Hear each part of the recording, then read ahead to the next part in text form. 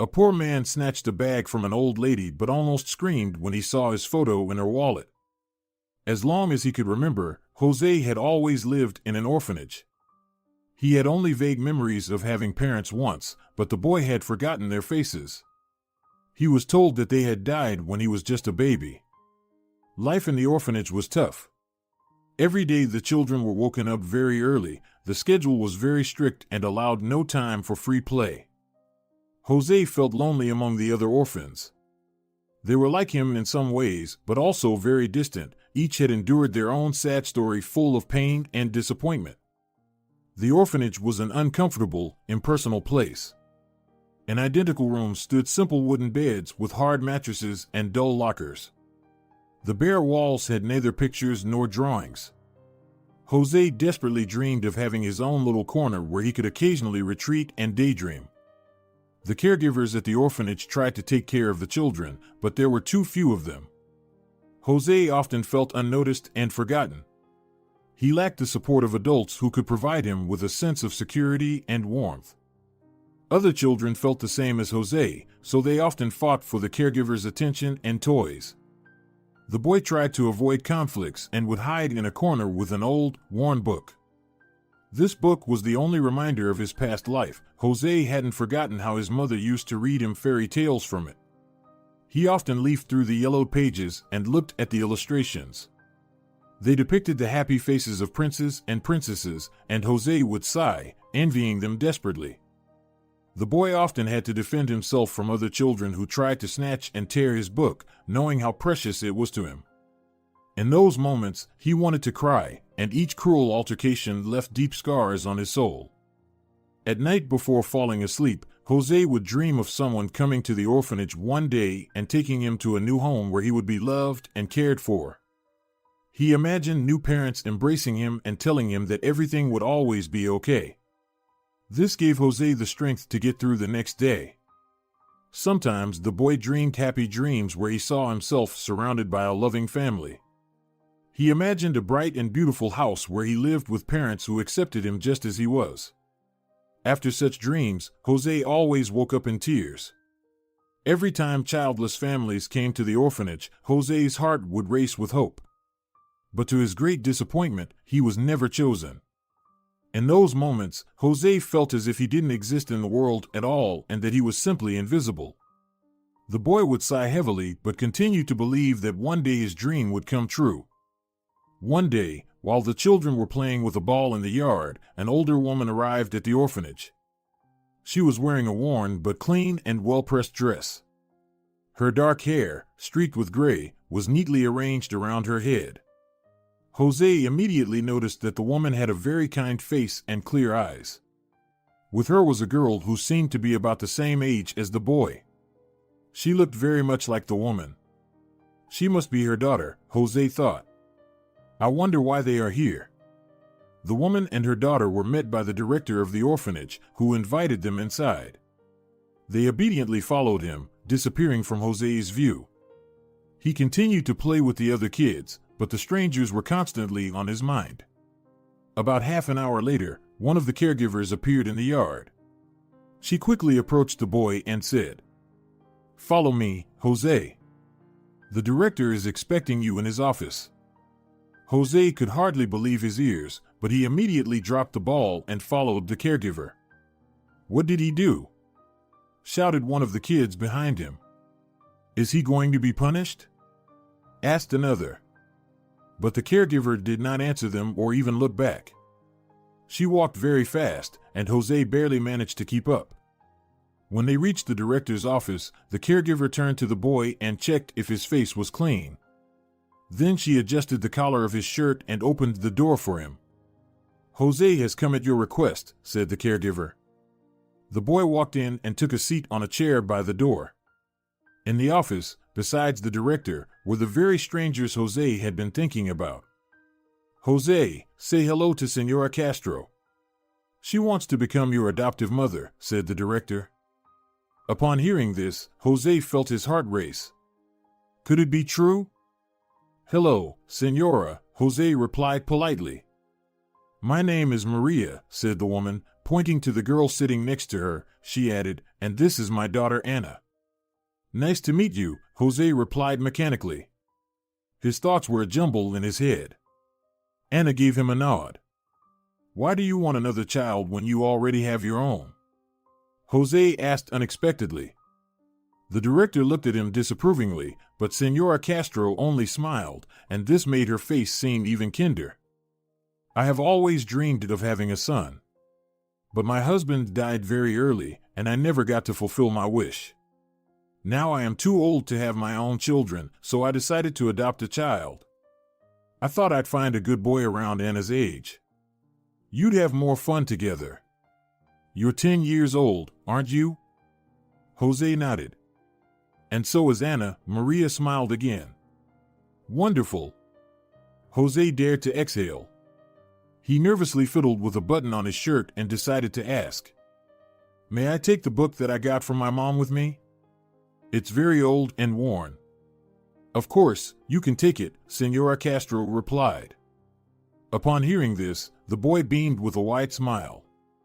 Now he was sure he would like his new family. And so it happened. Within a week, Jose's life changed dramatically. He moved into Maria and Anna's home.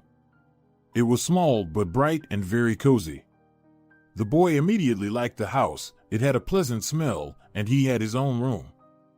It had a soft bed, and the walls were adorned with shelves full of books and posters of cartoon characters. Maria treated him like her own son, seeing in him a smart and kind boy who needed love and support. Anna quickly became friends with Jose too. During the school vacation, they played together all day. The girl showed Jose all her toys, and he was very surprised when he realized she didn't mind him playing with them. Mom, he's so nice. Anna told Maria. I'm so glad I have a brother now. Maria was delighted to hear these words. Before deciding to adopt, she was very worried that the new child might not get along with Anna. But her fears turned out to be unfounded. The friendship between Jose and Anna developed quickly, and they became almost inseparable. They invented new games together, and once even built a small fort in their little garden. There, the children would hide and tell each other scary stories. When summer vacation ended, Maria took Jose to school and enrolled him in the same class as Anna. The classmates greeted the new student quite warmly. They liked Anna and immediately accepted her brother. Maria helped Jose with his homework and encouraged his eagerness to learn, so he would settle into his new school quickly. Anna also supported Jose, helping him remember rules and other study material.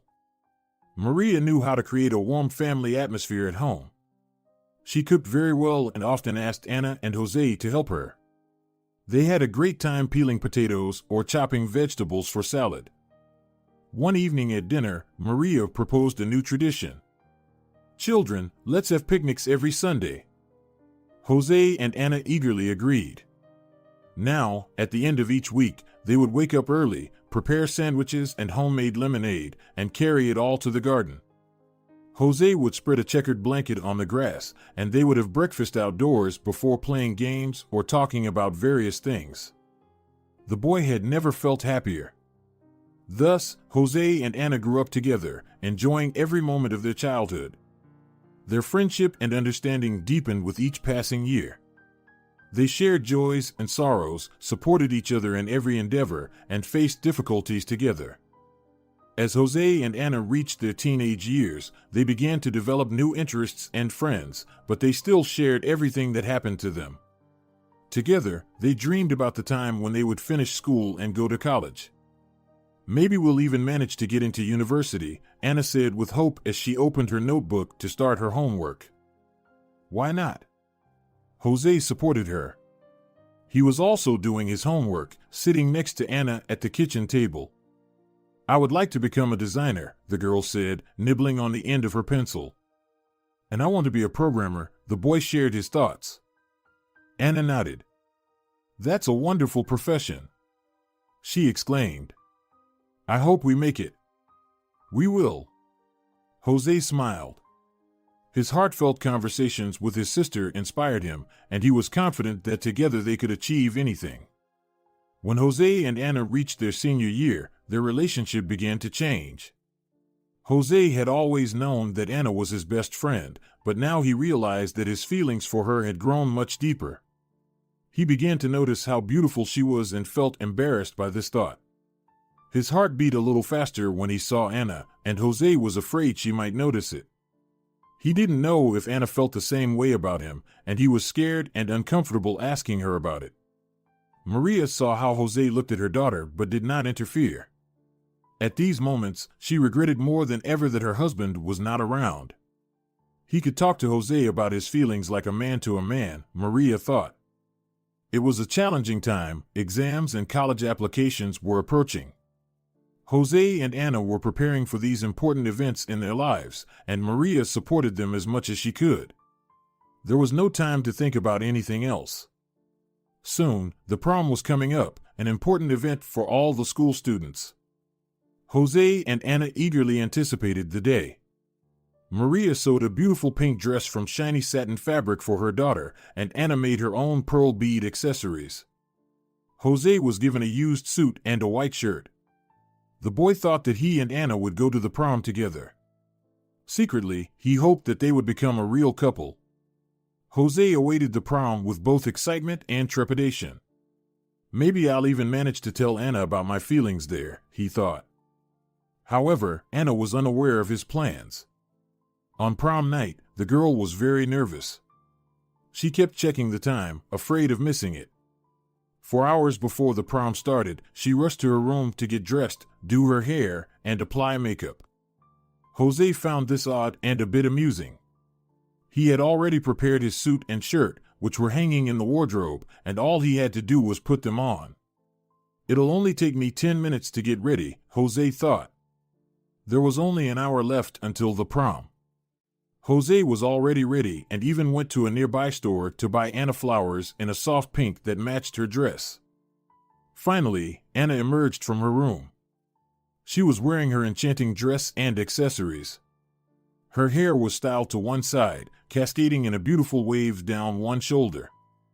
Anna was in high-heeled shoes, something Jose had never seen her wear before. He was struck with awe. You look amazing. You're so beautiful, Anna. The boy stammered, handing her the flowers. Anna took the bouquet, gave him a playful smile, and twirled around the room for added effect. Thank you. You look very handsome today, too, she cheerfully told Jose. We're taking a taxi, the boy said. It should be here in 10 minutes. Anna turned and looked at Jose in confusion. Then, a look of embarrassment crossed her face. At that moment, the sound of a motor was heard outside. Anna perked up and dashed to the window. It's here already, she exclaimed in distress. Who? Jose asked, puzzled. Anna looked at him apologetically. Jose, dear, I'm so sorry, but I can't go to the prom with you, she said quietly. But, why? Jose whispered. I'm sorry. I didn't tell you earlier, Anna hurriedly replied, avoiding his gaze. Marcos Aguilera from the parallel class invited me. Jose stared at the girl in confusion. Marcos? The one who drives the fancy Jeep? He asked. Anna nodded. I'm sorry, she said again and flew out of the room. Jose was left alone. In her haste, Anna had left the flowers on the table. The boy took a vase, filled it with water, and placed the bouquet inside. Then he went to the window. The luxurious black Jeep was still parked at their gate. Next to it, leaning casually against the car, stood a tall boy in an expensive suit. Jose recognized him. Marcos had always attracted attention with his manners and status. Anna was standing beside him, smiling and talking to him. Jose's heart ached with pain and jealousy as he watched Marcos embrace Anna, open the front door for her, and help her into the car. Marcos then climbed in, and the Jeep drove away. Jose stood by the window for a while, making up his mind. That evening, he didn't go to the prom. His heart was shattered. Jose went upstairs, packed a few belongings into a bag, and wrote a note to Maria, who was at work that day. He apologized and expressed his deep love for her. After leaving the note on the kitchen table, he left the house and headed to the train station. There, Jose bought a ticket to another city and boarded the train. He decided to leave to start a new, independent life and forget the first love that had unexpectedly blossomed in his heart. On the train, Jose felt lonely and lost, but was resolute about not going back. I need to find my place in this world, he thought. It's time to prove that I can support myself and not just rely on my mother. Let Ana realize what she lost. Jose knew his actions would hurt Maria, who had always been kind to him and had done everything she could for him, as if he were her own son. However, Jose was stubborn, and Ana's actions had deeply wounded his feelings. He would never go back home. The young man was torn by a whirlwind of emotions, fear of the unknown, jealousy, sadness, and hope for a better future. Maybe I can become wealthy like Marcos, Jose mused. Then Ana will regret her decision. When Jose arrived in the new city, he found a cheap hostel near the station and checked in. He knew that he would face many challenges, finding a job and permanent housing, meeting new people, and making friends. Resentment and anger fueled his determination to overcome all obstacles. The next day, Jose started looking for work to earn his own money. Soon, he managed to get a part-time job at a cafe, washing dishes and helping in the kitchen.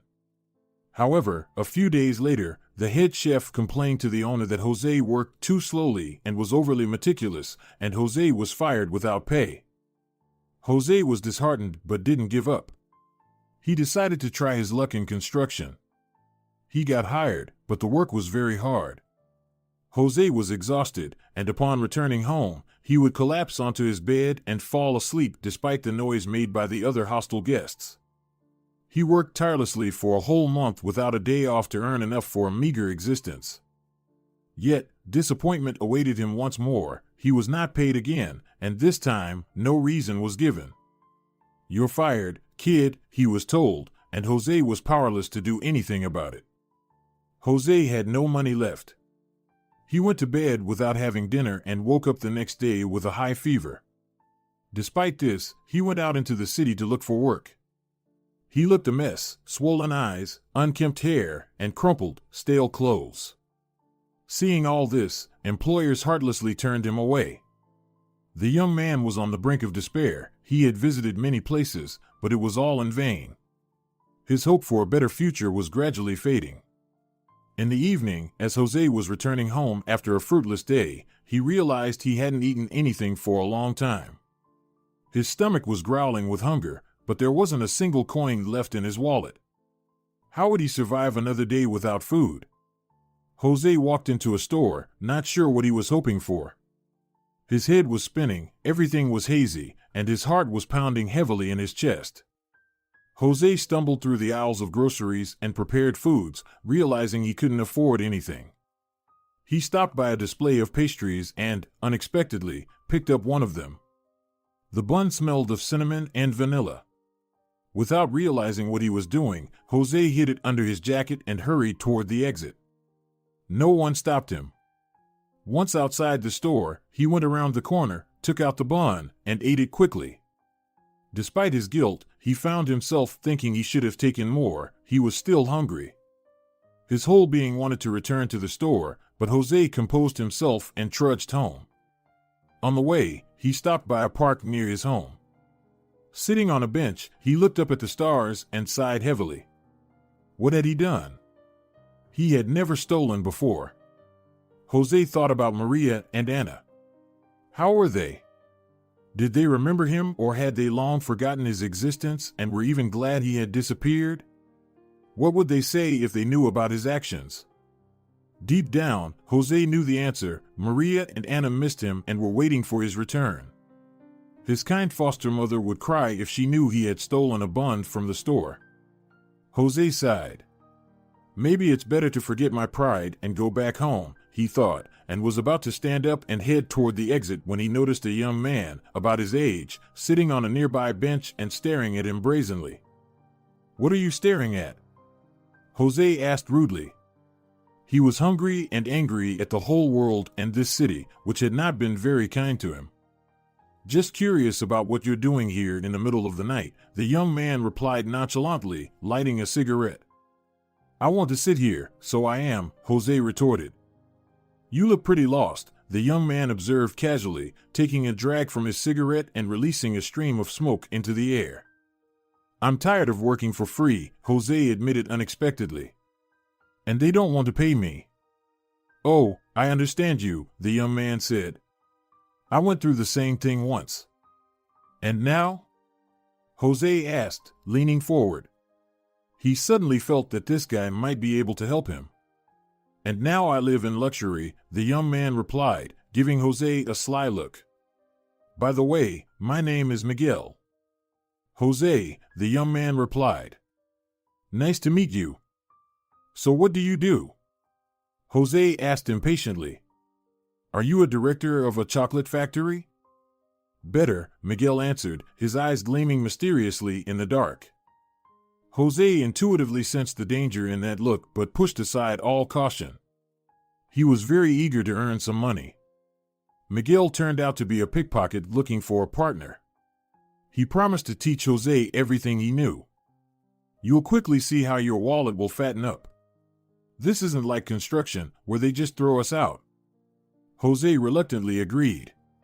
He knew that stealing was wrong and could feel how disappointed Maria would be if she knew, but the image of the expensive Jeep that Anna had gotten into in her beautiful pink dress still lingered in his mind. "If I want to win her back, I have to get rich by any means," Jose decided. Thus, he embarked on the wrong path and began helping Miguel steal wallets, purses, and bags. The first time went well, but guilt and fear haunted Jose even in his dreams. He knew stealing was wrong, but the desire to prove himself drove him to do it again and again. Each time Jose promised himself it would be the last, but he could no longer stop.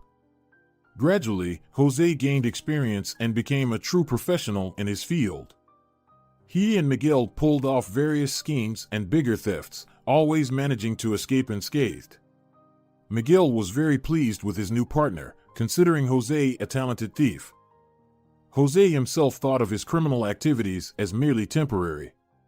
"As soon as I save enough money to buy a house and a car, I'll quit stealing," he thought.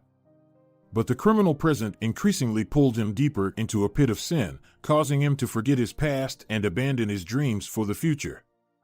Jose seldom thought about the kind-hearted Maria anymore, and the image of Anna only occasionally flickered in his dreams, causing a painful pang in his heart.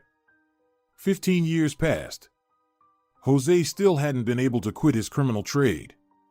He hadn't been in touch with Miguel for a long time. They had a falling out over another big theft and ceased to be partners.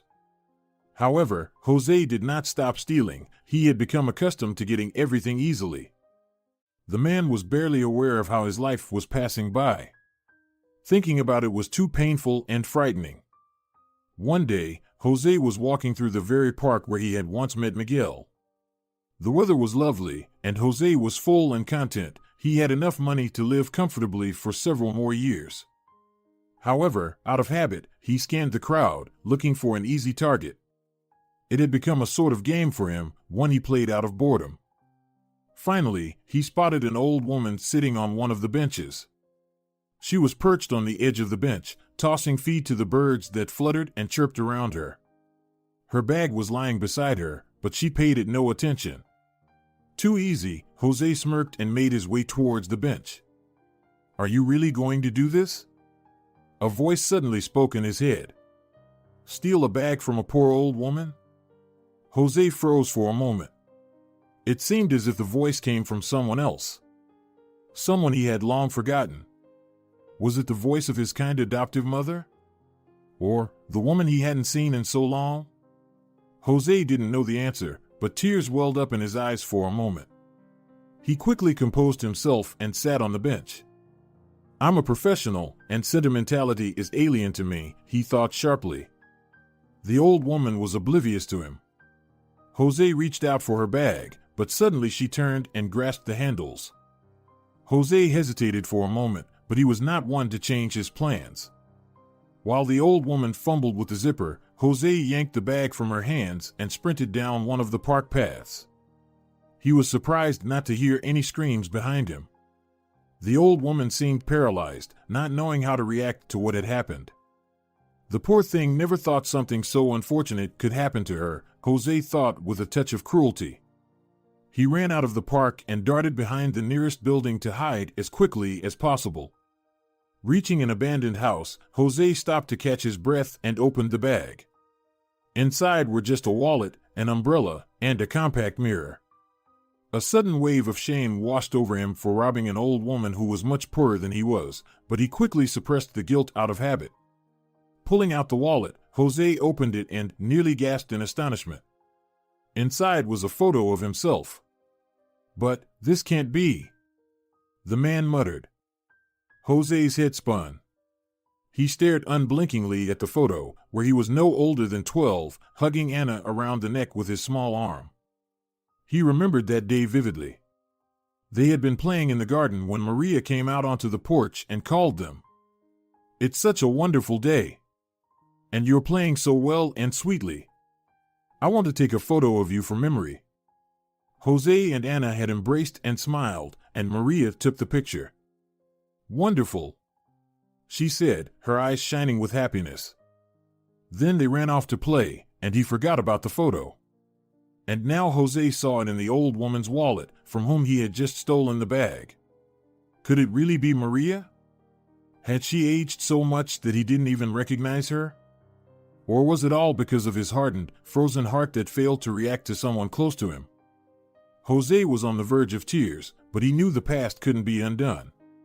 He immediately rushed back to the park and searched for the bench where the old woman had been sitting, but it was now empty. Apparently, Maria hadn't called the police. Perhaps she even recognized him and chose to remain silent about the theft. Jose felt overwhelmed with shame. His kind adoptive mother had done so much for him, and he had acted like a complete scoundrel. Jose's heart was filled with pain and remorse. He realized he had hurt someone who had always cared for and loved him. Sitting on the bench, Jose mentally looked back with horror at his life. How could he have fallen so low?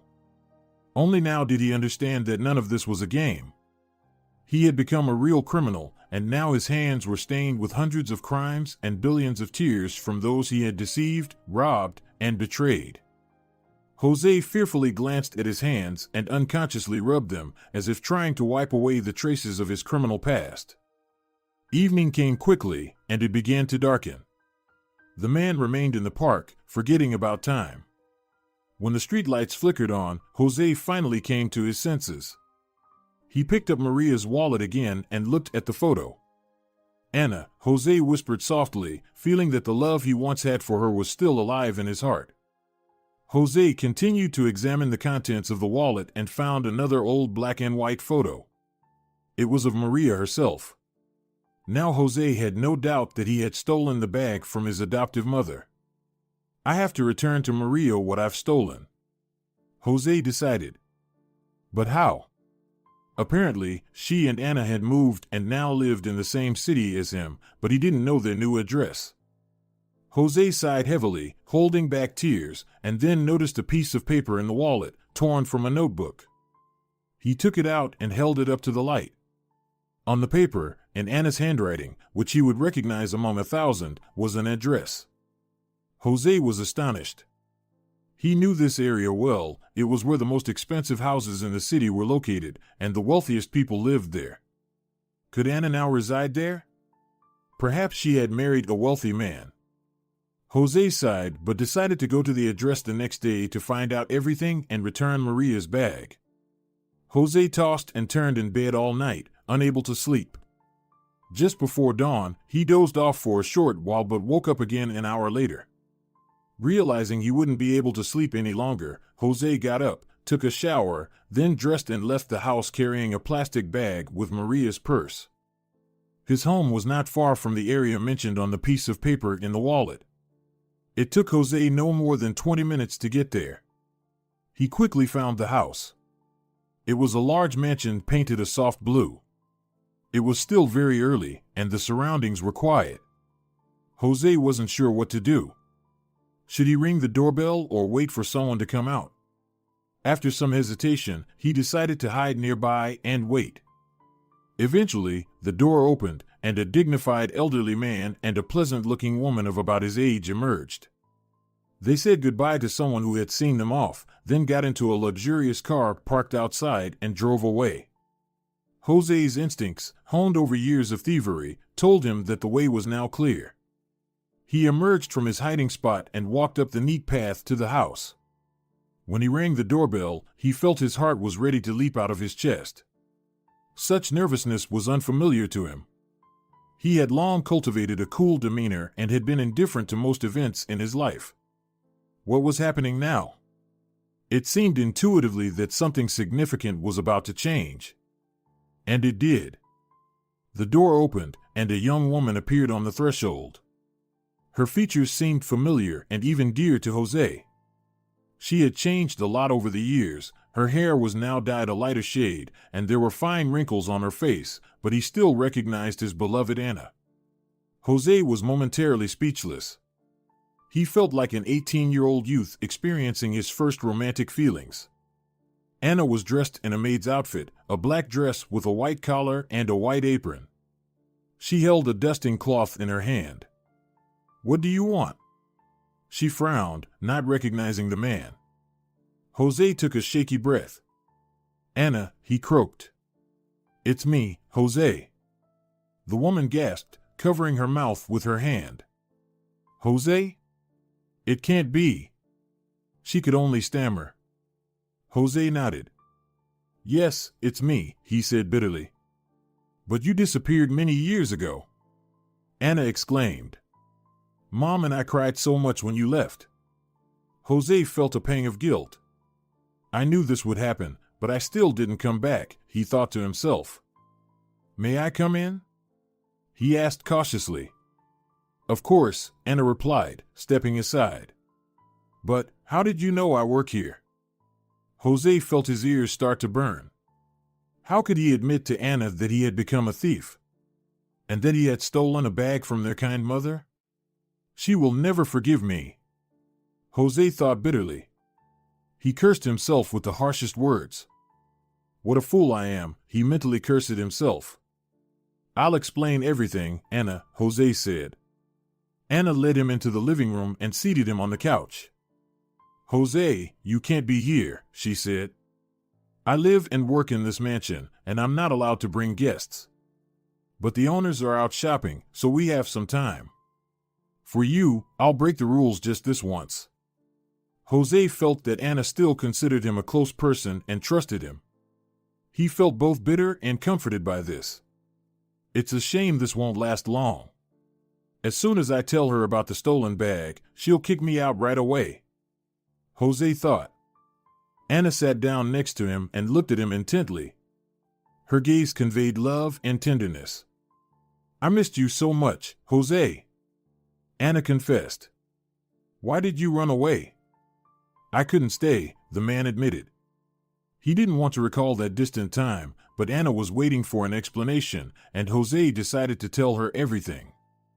"I was so hurt when you chose not to go to the prom with me and went with Marcos instead," he confessed, leaving out the fact that he had fallen in love with her. Anna lowered her head in embarrassment. "I was such an idiot," she suddenly said. Jose looked at her in confusion. "That jerk," Anna continued angrily. "I don't even want to remember his name." Jose suddenly felt a surge of anxiety. "Anna, what did he do?" he asked with concern. The woman sniffled, as if what she was talking about had happened only yesterday. "He got drunk and started harassing me. Fortunately, he didn't succeed. Senor Martinez, the physics teacher, heard my screams and came into the empty classroom where Marcos had taken me and was holding me against my will." Jose instinctively clenched his fists. "If only I had known earlier," he said, feeling anger rise within him. "I shouldn't have left you alone." Anna sniffled again and nodded. "And I shouldn't have gone to the prom with that scoundrel." The woman looked at the man with hope. "But you won't disappear again, Jose, will you?" She asked, and added, "Mom and I searched for you for so long.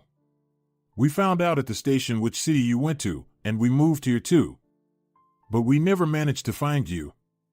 Mom was so heartbroken over you." She went completely gray. Anna burst into tears as she said this. "I felt like it was my fault. You ran away because of me." She sobbed through her tears. Jose awkwardly embraced her to comfort her. "It's not your fault," he muttered. "I acted like a complete jerk. I left you and ran away." "The past cannot be changed," Anna wisely observed, wiping her tears. "But now we'll be together again, won't we? Mom will be so happy." She was already so upset and almost fell ill because some scoundrel in the park stole her purse with the last of her money. Jose felt a chill inside. He realized it was time to confess everything. "That was me," he whispered barely audibly. Anna couldn't immediately believe what she had heard. "Jose, don't joke like that," she said with a smile, looking him in the eyes. But the man didn't return her smile, and his face remained serious. "It's not a joke," he said simply, pulling Maria's purse from the bag. Anna gasped in horror. "But, how could you?" she exclaimed. Her face reflected a tumult of emotions: anger, disbelief, shock, pity, and disappointment. "Anna, forgive me," Jose whispered. "I don't know how it happened, but I've been stealing all this time. I'm ashamed of how I've lived my life." Anna stood up from the couch, swaying slightly, and left the room. She was shocked by what she had just learned. Jose leaned back against the soft cushion and closed his eyes for a moment. "It's all over now. She'll never forgive me," he thought again. When he opened his eyes, he straightened up and carefully placed Maria's purse beside him. Then he stood up and headed for the door, feeling as if a part of him had died forever. In the hallway, Jose noticed a set of expensive antique clocks on a shelf. Unconsciously, he reached for them and took them in his hands. He then hid the clocks under his coat and went out the door. He thought of nothing else, as if his heart had permanently stopped beating. Jose returned home and placed the clocks on the nightstand beside him. He stared at them with unseeing eyes for a long time before falling asleep unnoticed. He woke up to loud banging. Stumbling down the stairs, he opened the door to find 3 police officers standing on the doorstep. "Jose Castro?" one of them asked. The man simply nodded in response. "You are charged with the theft of a valuable item. Surveillance cameras caught you. We have a warrant to search your home." Jose silently stepped aside to let the police officers in. They began to walk through the house, and one of them went upstairs to the bedroom. A few minutes later, he returned with the stolen clocks. "You are under arrest and have the right to remain silent. You will need to come with us to the station," said the officer as he put handcuffs on Jose. Jose nodded passively, showing no resistance to the arrest. He didn't care. At the station, he confirmed that he had stolen the clocks from a wealthy mansion and signed all the necessary paperwork. "Do you regret what you've done?" the investigator asked. "Yes," Jose replied.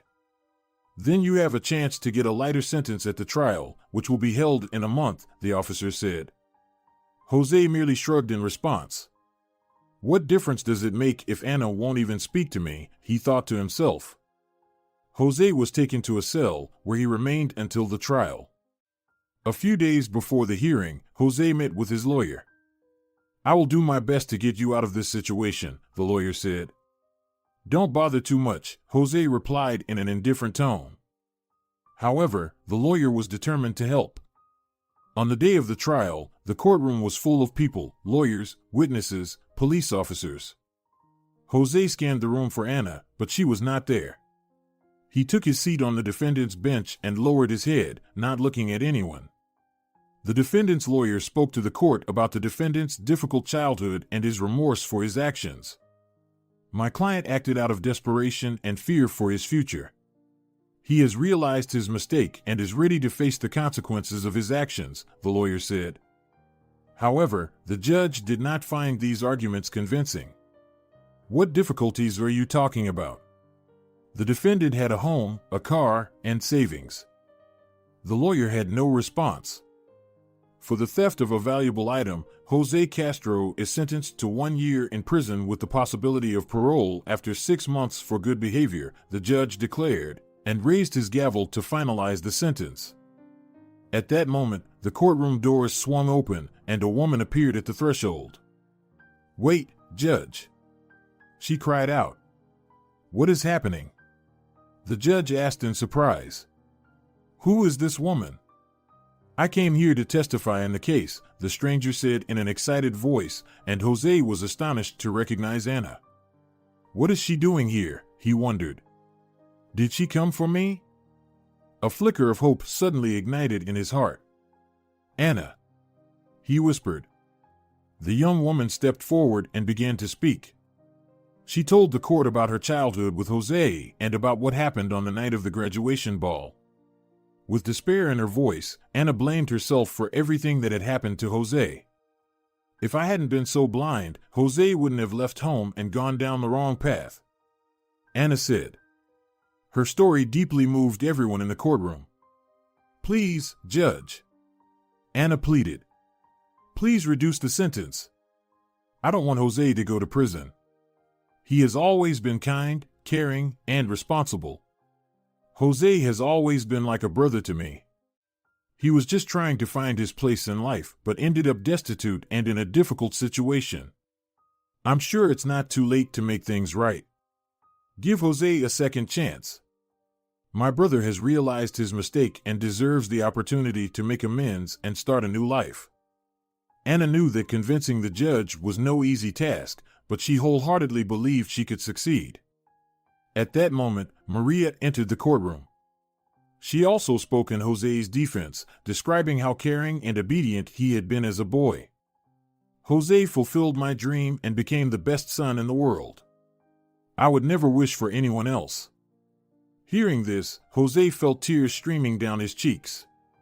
"Mom has forgiven me," he thought with relief. Now he was ready to fight for his future.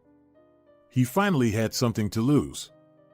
When given the chance to speak, Jose apologized to everyone he had hurt and deceived, and vowed never to steal again. After that, the judge made his decision.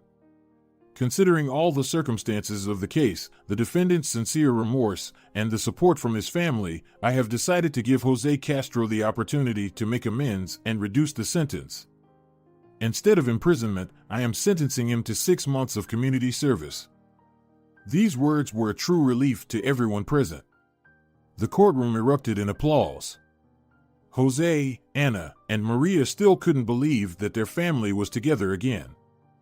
At first, it was a bit difficult for everyone, but with each passing day, their interactions became more trusting and close.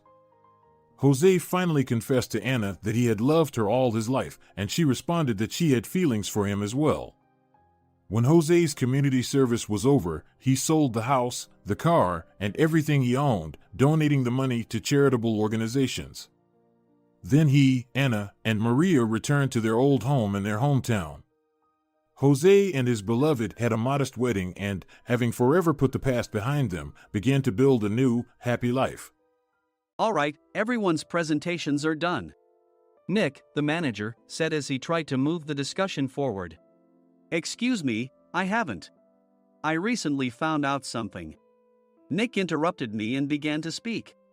"There's apparently someone in this department who didn't graduate high school and is just a part-timer. Meetings should be for employees only." "Absolutely right." His lackey, Mike, of course, agreed with Nick. "I'm leaving." After leaving the meeting room, I started to shut down my computer. I noticed that an email had arrived, not in my personal inbox, but in the company's shared email. Thinking, there's no point in speaking up, no one will listen, I went home quietly. The next day, I heard a commotion from Nick's desk. He was staring at his computer screen, his face pale. "Nick, is something wrong?" Mike looked at the screen with him. And he turned even paler than Nick. Why is he so angry? Knowing the reason for Mike's distress, I thought to myself, serves them right. My name is Adam. My mother passed away when I was in the 9th grade, and I was raised by my father. Well, you could hardly call it being raised. After my mother passed, my father changed. He drowned his sorrows in alcohol, and though he still went to work, he squandered our living expenses on horse racing. Because of that, I had to start working part-time as soon as I entered high school. Every month, I went to the convenience store with bills in hand that couldn't be auto-deducted from my father's account. Even though I endured it because I didn't want to be alone, I reached my limit in my second year of high school and dropped out.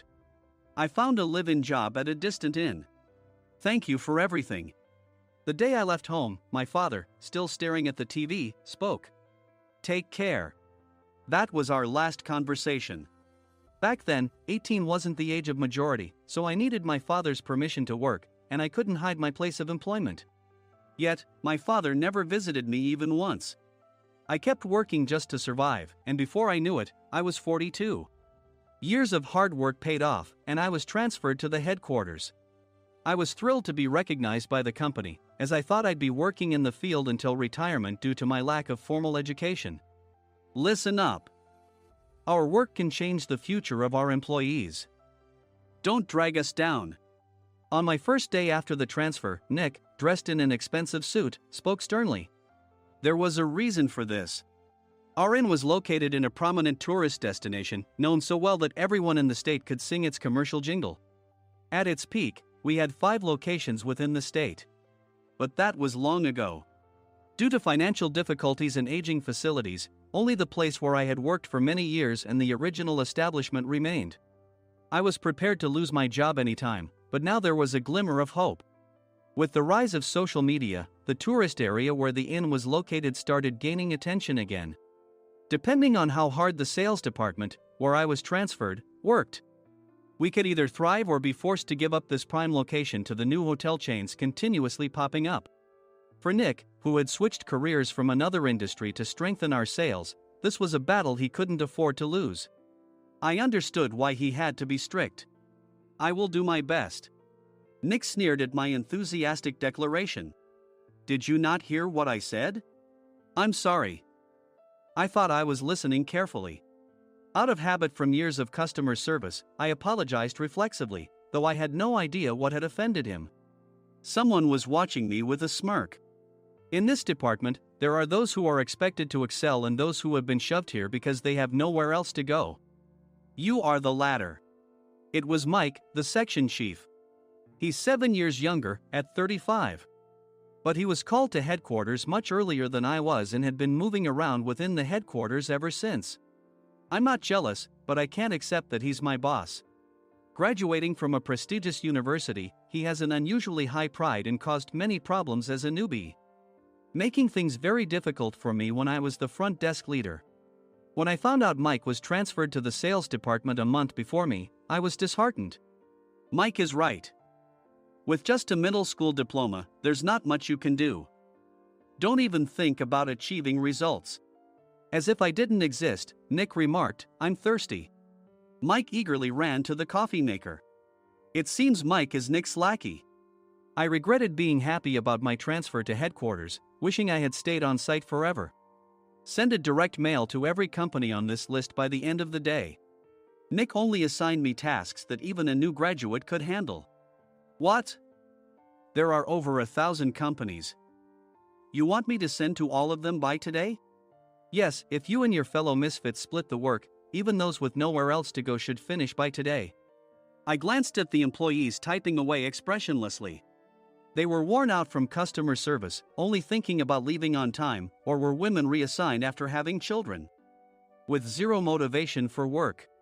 Even Sam, a new graduate from the same university as Mike, who was supposed to be among the expected achievers, had no enthusiasm for the job, having joined the company wanting to do customer service.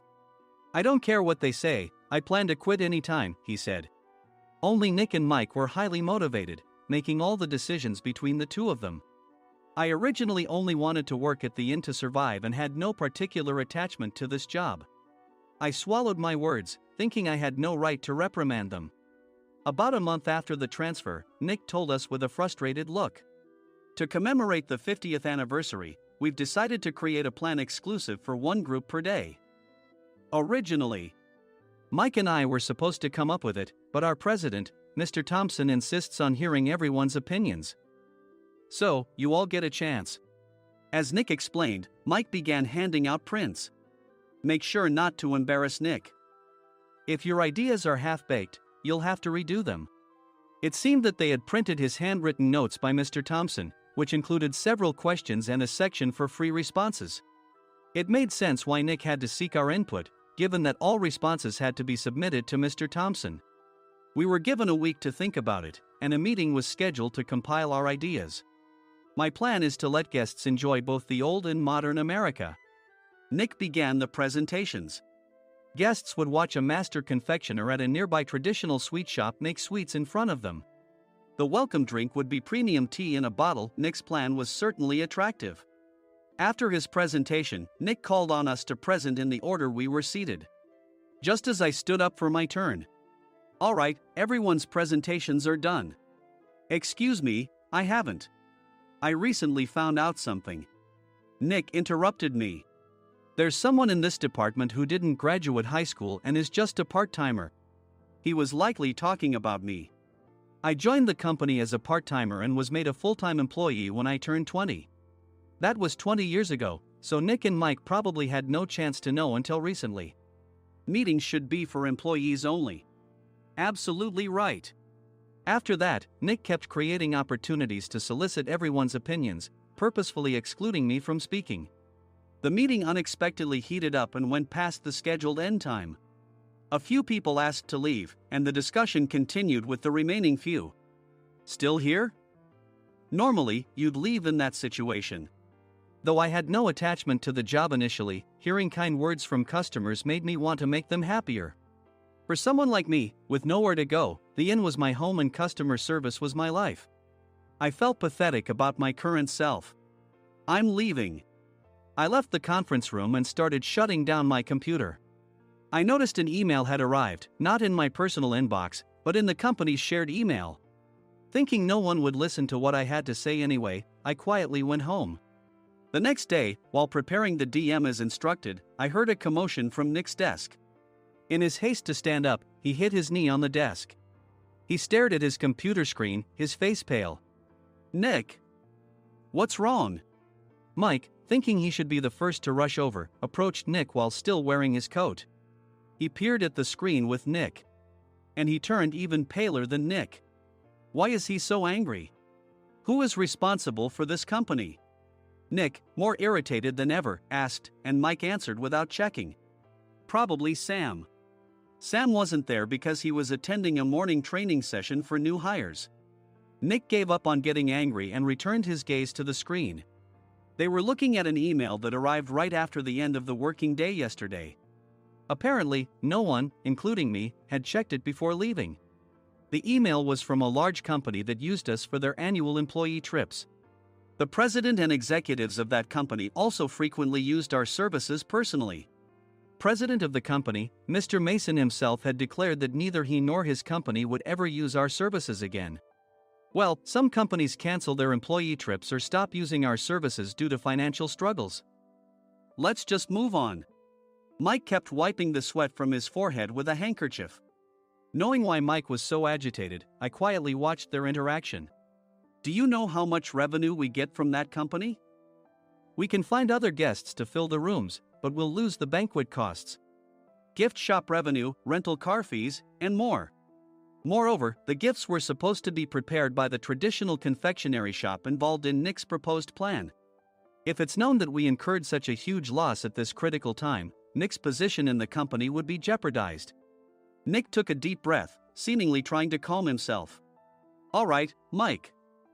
Go to New York right now and apologize to Mr. Mason. What? You're coming with me, right? I have urgent work to do. I trust you, which is why I'm entrusting this to you. Please. Mike, believing Nick's sincerity, agreed with a determined look on his face, saying, yes. That's Nick for you. Even if Mike went to apologize, Nick would shift all the blame onto him if the client didn't change their mind. Well, it was Mike's fault to begin with, so it served him right. About 3 hours later, Sam answered a call from somewhere and repeatedly apologized, saying, I'm very sorry. Everyone watched to see what was happening. After ending the call, he informed Nick with a weary tone. When Mike arrived at the client's company, he only made things worse, further infuriating Mr. Mason. He was demanding, "Get his boss here immediately." It was no wonder Sam was exhausted, dealing with such a call right after returning from training. "What is that idiot doing?" "All right, Adam, you're coming with me. If sacrificing Mike didn't work, then I must be next." Normally, I'd want to refuse at all costs, but I saw an opportunity in this situation. "If I can be of assistance, I'd be happy to join you." I immediately followed Nick, and we flew to New York.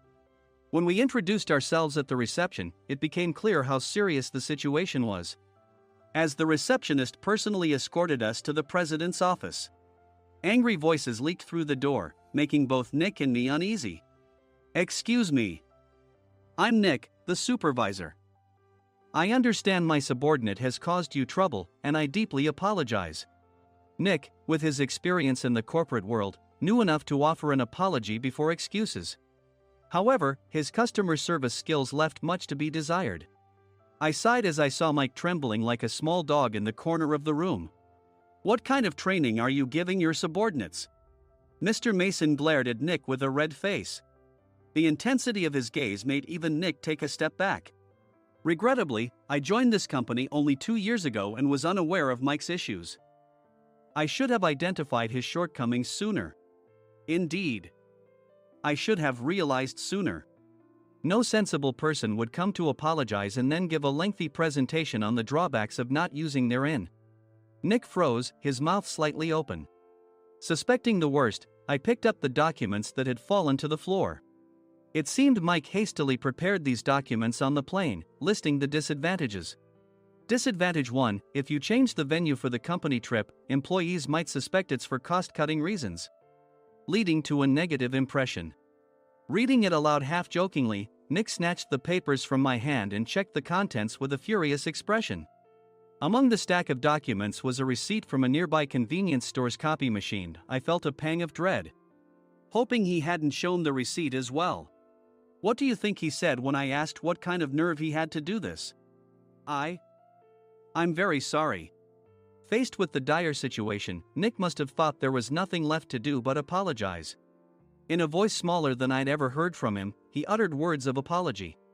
He said, "I'm a Harvard graduate. I don't believe I said anything wrong." "Mike, what have you done?" Forgetting his plan to pin the blame on Mike, Nick yelled loudly, even in front of Mr. Mason. "I didn't do anything wrong." "You're still saying that? Look at him." Mike pointed at me with a shaking hand. "I was assigned to headquarters in my 20s and now I'm a section chief. This guy only made it to headquarters at 42. Everything I've done proves I was right. So why are we losing the contract?" Having said his piece, Mike collapsed to the floor. "Of course. You were sent there because you had nowhere else to go." Mike never expected to hear such words from someone he looked down upon. He lunged at me, and Nick hurriedly stepped in to stop him. "Mr. Thompson told me Mike is a quick thinker, and to take good care of him." There's no way he was pushed aside. "Don't make things worse here. He didn't say quick thinker, he said only quick-witted, didn't he?" I don't remember that part."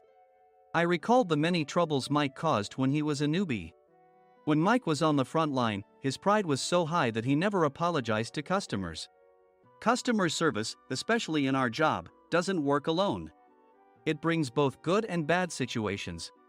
If the front staff or housekeepers made mistakes, or the cleaning company didn't properly clean a room, one had to apologize to the customers regardless of personal fault. Mike, in such situations, would never apologize, insisting he wasn't at fault. This often angered customers, and as the front desk leader, I frequently had to apologize on his behalf. He caused complaints and disrupted operations, which is why he was quickly moved to headquarters. In departments where he didn't interact directly with customers, his quick thinking was beneficial and things went well. But it seemed his flaws were starting to show. Corporate reservations are supposed to be entered into the system by the sales representative. But a quick check yesterday revealed that more than 10 items were missing from the client's reservation. The handover document clearly stated what needed to be prepared. Why didn't you enter it into the system? Why do we have to give them special treatment? filling rooms near the banquet hall, setting up all the food in advance. Specifying the brand of wine, they're too demanding. No wonder he always angered customers, I thought, feeling a headache coming on. Grouping them in rooms near the banquet hall is for our benefit too. It makes it easier for the staff to set up beds and serve breakfast since everyone's schedule is synchronized. As for the other requests, Mr. Mason suggested them to lighten our load. I didn't know that. Nick finally seemed to realize that Mike was the one who had angered the client. What did you say to them? I just told them we wouldn't give them special treatment anymore. We shouldn't waste effort on things that don't bring in money. I was utterly exasperated at his lack of understanding of customer service. Of course, we shouldn't comply with unreasonable demands. But carrying over successful practices from past stays makes customers feel remembered and enhances their experience. Good memories encourage repeat visits. That's part of our job. I looked down at Mike, who was sitting on the floor. In our job, nothing is a waste. Mr. Thompson likely moved you to the sales department, hoping you'd finally understand this. How do you think he feels now that you failed to meet his expectations? Mike, tears in his eyes, fled the president's office. I was amazed he still hadn't apologized. You have it tough, Adam. It's okay, we're all employees of the same company. I deeply apologize for this disrespectful incident. Especially after all the care you've shown us. If it weren't for you, Adam, I really would have stopped staying here. When I heard you were moving to the sales department, I was willing to reconsider if you handled it. Seeing us talk so amicably, Nick's face contorted. Do you two know each other? Adam's service is excellent. I always requested him specifically. Normally, we don't accept specific staff requests, but we made an exception for Mr. Mason, adjusting my shifts accordingly. He had personally stayed at our hotel just before my transfer, and during casual conversation, I mentioned, I'm moving to the sales department soon.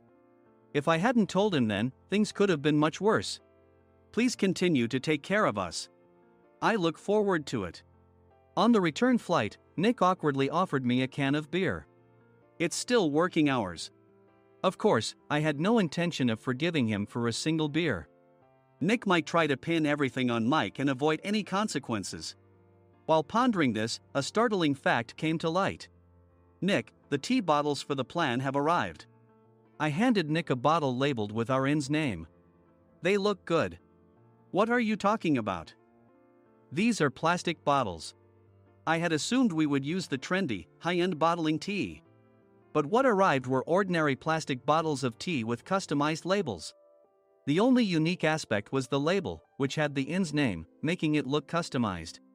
Upon further investigation, I discovered that a substantial amount of money was set to be paid to the tea company. It was priced like bottling tea. Does this plastic bottle really cost $100 each? The tea inside is specially blended for us. The extra cost is for that. Wouldn't it be better to use another tea company? Or is there a specific reason we must use this one? As Nick continued to make excuses, I showed him a printed email. I informed the tea company's president, Mr. Mitchell, that we discovered irregular payments and he confessed. He said you two were high school classmates and planned to split the extra money. That idiot. Why did he confess? That's not important. You should worry about yourself, this could turn into a police matter. Opening the bottle cap, I suggested. How about calming down with this tea? It supposedly has a relaxing effect. Nick drank the tea frantically. In the following days, decisions were made about their fates. Mike was reassigned to the General Affairs Department, with no chance of transfer or promotion, as per Mr. Thompson's orders. As for Nick, since the payment to the tea company hadn't yet been made, he narrowly avoided legal trouble. Instead, he was encouraged to leave the company, and to avoid further complications, Nick submitted his resignation. Rumor has it that connections between HR departments have made it difficult for him to find new employment.